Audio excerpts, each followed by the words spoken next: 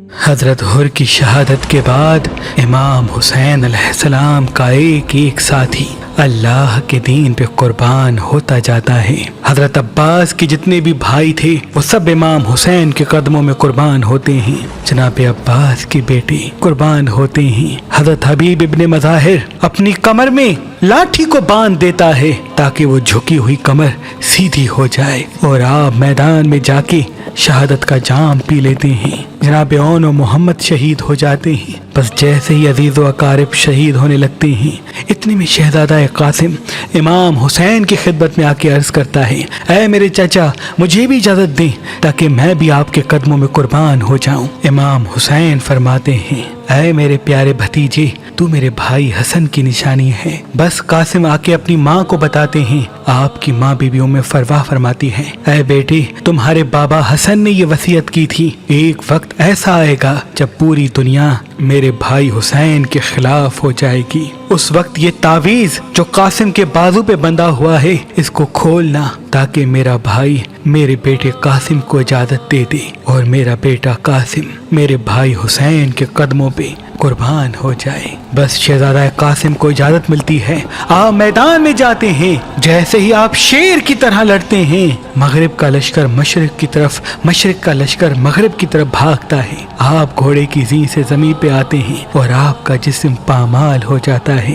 امام حسین جیسے ہی اپنے بھتیجے کی لاش پہ پہنچتے ہیں تو جیسے پھولوں کو چنا جاتا ہے، ویسے ہی آپ نے اپنے بھتیجے کے جسم کے ٹکڑے ابا میں جمع کیے۔ بس جیسے ہی قاسم کی پامال لاش خیام میں پہنچتی ہے، بیبیاں روتی ہیں۔ اتنی دیر میں جناب عباس فرماتے ہیں، اے میرے مولا حسین، اب تمام ساتھی شہید ہو گئے ہیں، مجھے اجازت دے دیں۔ امام حسین فرماتے ہیں، اے عباس، تو فوج کا سپہ سالار ہے، تجھے اجازت کیسے دوں؟ جناب عباس فرماتے ہیں، مولا، اب اس فوج میں سوائے اکبر اور آپ کے کوئی نہیں رہا۔ پھر آپ فرماتے ہیں، اے میرے مولا، بچے بہت پیاسے ہیں، 3 دن مسلسل پیاسے رہنے کی وجہ سے اب بچوں سے پیاس برداشت نہیں ہوتی اور مجھ سے ان کا تڑپنا دیکھا نہیں جاتا، مجھے حکم دے میں دریا سے پانی لے کے آؤں۔ امام حسین فرماتے ہیں، اے عباس، جا اپنی بہن زینب کے پاس، اگر زینب اجازت دے دے تو پھر نہر فرات چلے جانا۔ جناب عباس بی بی زینب سے اجازت لے کے میدان میں آتے ہیں اور شیر کی طرح حملہ کر کے دریائے فرات تک آ پہنچتے ہیں، مشک میں پانی بھر کے بس واپس پلٹ ہی رہے تھے۔ اتنی دیر میں عمر بن سعد کہتا ہے، دیکھتے کیا ہو، اگر پانی حسین کے خیام تک پہنچا تو ان کو مات دینا بہت مشکل ہے۔ عباس کو گھیر لو اور دور دور سے تیر چلاؤ، وار کرو تاکہ عباس خیمے تک پانی نہ پہنچا سکے۔ بس جناب عباس کی یہی کوشش ہوتی ہے کہ چاہے کچھ بھی ہو، یہ پانی بی بی سکینہ اور امام حسین کے بچوں تک پہنچے۔ ظالم تیروں کی بارش کرتے رہتے ہیں۔ اتنی دیر میں ایک ظالم چھپ کے جناب عباس پہ وار کرتا ہے کہ آپ کا ایک بازو قلم ہو جاتا ہے۔ آپ علم اور مشق دوسرے بازو میں سنبھالتے ہیں۔ جب دوسرا بازو بھی شہید ہو جاتا ہے تو آپ علم اور مشق کو اپنے دانتوں میں سنبھال کے تیز تیز خیام کی طرف بڑھتے ہیں۔ تاریخ نے لکھا آپ پہ اتنی تیروں کی بارش ہوتی ہے کہ آپ کا پورا جسم تیروں سے ڈھکنے لگتا ہے، اور ایک تیر آپ کی آنکھ میں آ لگتا ہے اور ایک تیر اس مشق کو لگتا ہے جس میں جناب عباس نے بی بی سکینہ اور بچوں کے لیے پانی جمع کیا تھا۔ بس جیسے ہی آپ دیکھتے ہیں کہ مشق سے پانی بہنا شروع ہو گیا ہے، آپ جھک کے اپنی آنکھ سے تیر نکالنا چاہتے ہیں۔ اتنی دیر میں ظالم پیچھے سے وار کرتا ہے اور آپ گھوڑے کی زین سے زمین پہ آتے ہیں اور آواز دیتے ہیں، اے میرے آقا حسین، میری مدد کریں۔ امام حسین جناب عباس کی لاش پہ آتے ہیں۔ آپ وصیت کرتے ہیں کہ اے میرے مولا، میری لاش کو خیام میں نہ لے جانا، کیونکہ صبح سے لے کے اب تک آپ نے بہت لاشیں اٹھائی ہیں اور میں بچوں سے شرمسار ہوں کہ میں نے پانی سکینہ اور اصغر تک نہیں پہنچایا۔ بس مولا حسین خالی مشق اور علم لے کے خیام میں آتے ہیں۔ بچے دور سے جب علم کو دیکھیں تو انہیں لگا شاید عباس چچا آ رہے ہیں، لیکن دیکھتے ہیں کہ خالی مشق ہے اور خون سے بھرا ہوا علم امام حسین لے کے آ رہے ہیں، اور چچا امام حسین کے ساتھ نہیں۔ بس بچے رونا شروع کرتے ہیں۔ امام حسین بچوں کو دلاسا دے کے کہتے ہیں کہ تمہاری پیاس کو رہتی دنیا تک یاد رکھا جائے گا۔ میرے نانا کے دین کو بچانے کے لیے اے میرے بچوں، तुम्हारा प्यासा रहना जरूरी है। इतनी देर में जनाब अली अकबर फरमाते हैं, बाबा अब मुझे भी इजाजत दें। इमाम हुसैन शबी रसूल अली अकबर का माथा चूमते हैं। आप अपनी माँ और बहनों से इजाजत लेके मैदान में आते हैं और खुतबा देते हैं, ऐ लोगो देखो मैं तुम्हारे रसूल मोहम्मद मुस्तफ़ा सल्लल्लाहु अलैहि वसल्लम का हम शक्ल हूँ।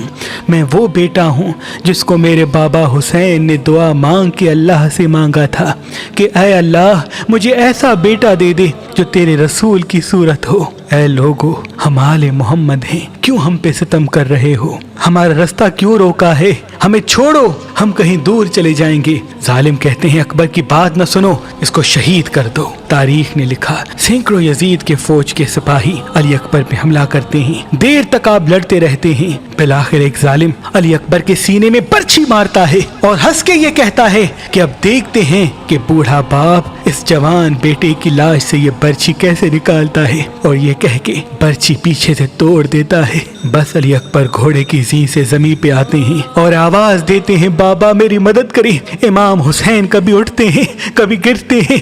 तारीख ने लिखा, जैसे कोई बच्चा अपने घुटनों के सहारे चलता है, वैसे ही आप आके अपने बेटे की लाश पे पहुंचते हैं और आवाज बुलंद करते हैं, ऐ अल्लाह मैंने इस्लाम के लिए अपना अकबर भी कुर्बान कर दिया। आप देखिए कि अली अकबर का एक हाथ आपके सीने पर है। आप पूछते हैं, ऐ मेरे बेटे क्या कोई तकलीफ है? जनाब अकबर फरमाते हैं, बाबा एक जालिम ने मेरे सीने में बर्छी मारी और कहता गया, अब देखते हैं ये बूढ़ा बाप अपने बेटे के सीने से ये बर्छी कैसे निकालता है।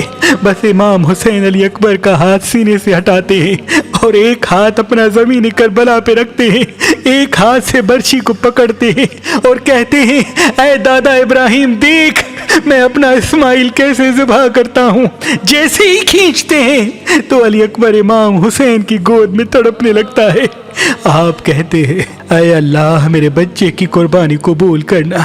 बस अली अकबर की लाश को उठाए ख़याम में आते हैं और बीबी उम्मे लैला और बीबी ज़ैनब से कहते हैं, मेरे बेटे की कुर्बानी कबूल हो गई। फिर आप मैदान में आके हुज्जत तमाम करते हैं और कहते हैं, ऐ मेरे नाना की उम्मत मैं तुम्हारे रसूल का नवासा हूँ और इन ख़याम में तुम्हारे रसूल की बेटियाँ हैं। हमने 3 दिन से पानी नहीं पिया, हमारा क्या कसूर है? वो सब कहते हैं, तुम्हारा ये कसूर है कि तुम अली के बेटे हो। यहाँ सब अली की औलाद से बदला लेने आए हैं। इमाम हुसैन फरियाद बुलंद करते हैं कि हल मिन नासिर यंसुरना, है कोई मुझ गरीब की मदद करने वाला? तमाम लोग हंसते रहते हैं, लेकिन ख़याम में एक झोले से शहजादा खुद को गिरा देता है और आवाज़ बुलंद करता है, ऐ मेरे मौला अभी मैं जिंदा हूँ। जब रोने की आवाज़ इमाम हुसैन के कानों तक आ पहुँचती है, आप खैमे में आते हैं और कहते हैं, क्या बीबियों अभी तुम्हारा वारिस जिंदा है, क्यों इतनी जोर से रो रही हो? बीबियां कहती हैं, जैसे ही आपने हल मिन नासिर यंसुरना की सदा दी, ये बच्चा तब से मुसलसल तड़प रहा है। इमाम हुसैन अली असगर को सीने से लगाते हैं और उस 6 माह के बच्चे को मैदान में ले आते हैं और कहते हैं, ऐ जालिमों अगर तुम्हारी जंग है तो मुझसे है। इस 6 माह के बच्चे ने तुम्हारा क्या कसूर किया है? अरे 3 दिन मुसलसल प्यासा रहने की वजह से इसकी माँ का दूध खुश्क हो गया है, बस थोड़ा सा इसको पानी पिला दो।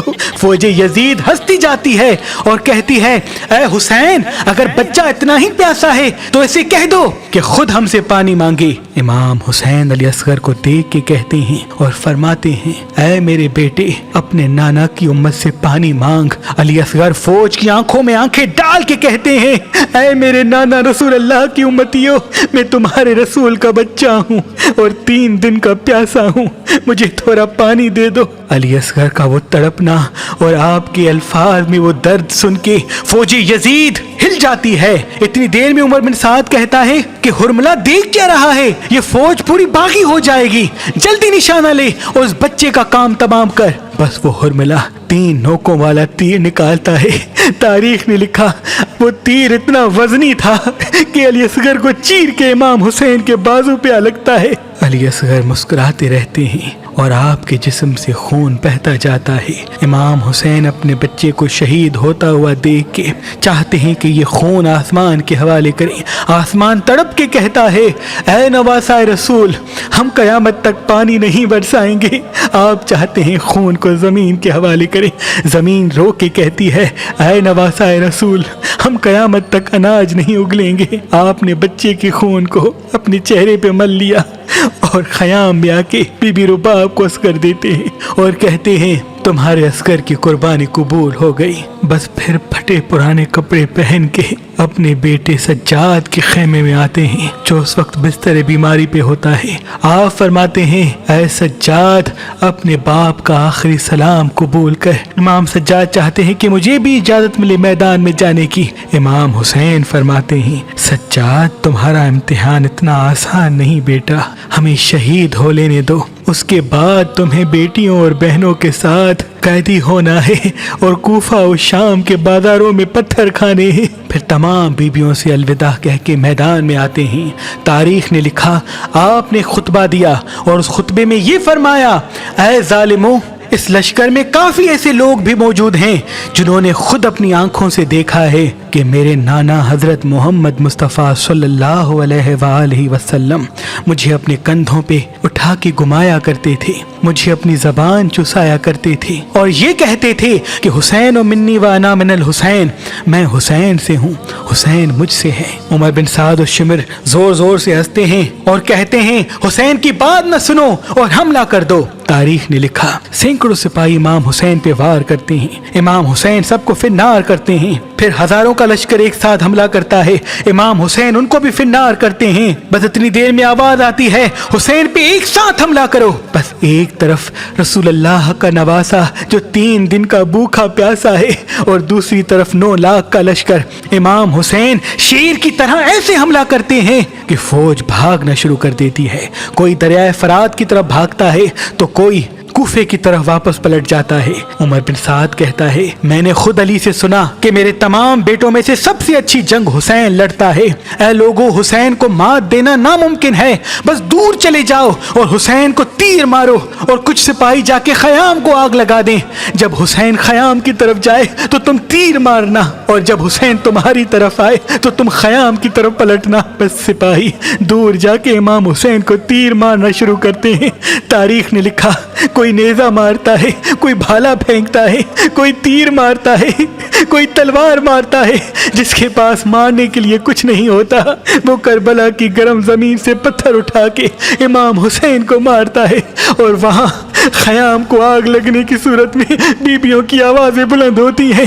امام حسین کبھی خیام کی طرف جاتے ہیں، کبھی میدان کی طرف آتے ہیں، بس آواز غیب آنے لگتی ہے اے حسین تیرا اللہ تجھ سے راضی ہو گیا۔ امام حسین اپنی تلوار کو روک لیتے ہیں اور فوج یزید میں سے کوئی ظالم امام حسین کی پشت پہ وار کرتا ہے۔ آپ گھوڑے کی زین سے زمین پہ آتے ہیں اور سجدہ شکر میں چلے جاتے ہیں، مسلسل اللہ کی دربار میں عرض کرتے ہیں اے اللہ تیرا شکر ہے کہ تو نے محمد کے اس نواسے کو اس عظیم امتحان کے لیے چنا۔ بس وہاں خیام جلتے رہے اور یہاں آپ اللہ کا شکر کرتے رہے۔ اتنی دیر میں ظالم آگے بڑھتے ہیں اور امام حسین کا سر کاٹنا چاہتے ہیں۔ تاریخ نے لکھا جو بھی امام حسین کے قریب آئے، امام حسین کی آنکھوں میں ان کو رسول اللہ کا چہرہ نظر آئے، وہ دور چلا جائے۔ شمر کہتا ہے یہ کام مجھ سے ہی ہونا ہے، بس وہ نواسہ رسول کا سر کاٹ کے نوکے نیزہ پہ بلند کرتا ہے اور امام حسین کے جسم مبارک پہ گھوڑوں کو دوڑایا جاتا ہے، آپ کی لاش کو پامال کر دیا جاتا ہے، آپ کے خیام کو لوٹا جاتا ہے، آپ کی مستورات کو بے چادر کر کے قیدی بنایا جاتا ہے۔ لیکن آپ کا سر مبارک کٹنے کے بعد بھی نوکے نیزہ پہ بلند ہو کر تمام انسانوں کے نزدیک یہ پیغام دیتا ہے کہ لا الہ الا اللہ محمد الرسول اللہ، اللہ کے سوا کوئی عبادت کے لائق نہیں اور میرے نانا حضرت محمد مصطفیٰ صلی اللہ علیہ وآلہ وسلم اللہ کے رسول ہیں۔